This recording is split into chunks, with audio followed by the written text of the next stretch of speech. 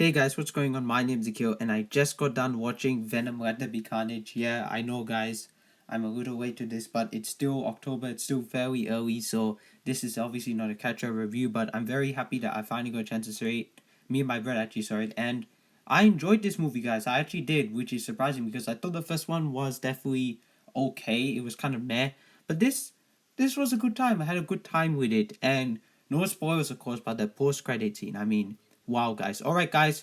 Without wasting any more time, let's just jump right into the pre-rating score. And my pre-rating score for Venom Let There Be Carnage is a good movie, guys. Yes, I think this is a good, solid movie. As I said, I had a good time with it.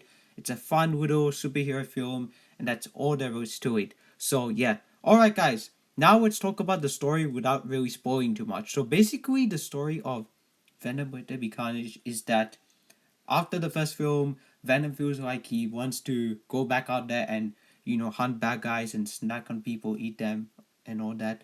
And this film, we get to see that Cletus Cassidy and Venom, they kind of have some meetings, and Venom, or should I say, Eddie Brock is interested in his story because Stephen Graham's character, Peter Mulligan, who's a cop in the film, and that's all I'll say about that. There's not a lot of spoilers for his character, but I don't want to spoil too much. All I can say is that he tells Eddie to go work on this case about Cletus Cassidy, and then he soon gets really wrapped up in it,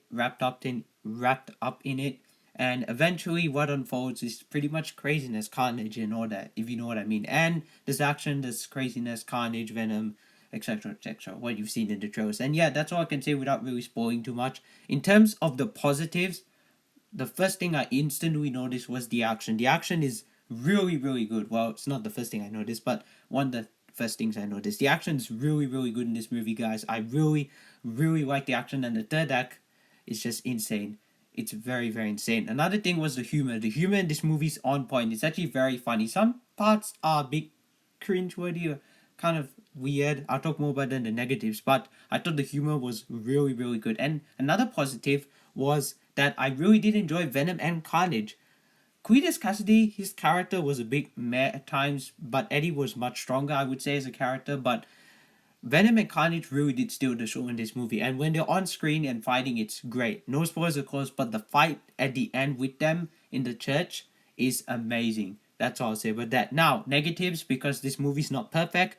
By far, the biggest thing is that this movie is rushed. It is very rushed. It just wastes no time at all. It's like next scene, next scene, next scene, next scene. That's my same issue I had with the original 2017 Justice League film, which I actually really did enjoy. I know people don't like that film, but I thought the biggest takeaway from that film in terms of negatives is the pacing. Here, it's the same. It's very rushed. It's very, very rushed. It's a very short movie, so it's not even 2 hours long. So there's that. Another thing is that there's some unnecessary moments in this movie, guys. Some scenes with Venom going to certain places. Even the ending scene's kind of weird. Not the post-credit scene. That's a different stuff. But the final scene in this movie is kind of weird and strange. And there's some, yeah, like I said, some unnecessary scenes in this movie, guys. Yes. And finally, for negatives, there's a lack of character development. Like, you learn a bit about Cletus Cassidy's past and all that, but again, no spoilers, of course. But there's not a whole lot they dive into. Even certain of other characters too don't really have much to do in the movie, to just be there, to be along for the ride, for example, I should say. For example, like Dan, I should say. So yeah. Anyway, guys, that's all I can say about this movie without really spoiling too much.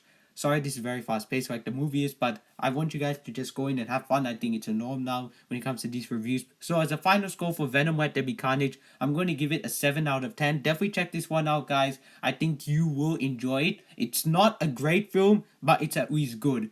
So yeah, so there you have it, guys. Venom Let There Be Carnage. Next up will be Shang-Chi and the Legend of Ten Rings. Can't wait to finally see that movie, guys, in theaters as well.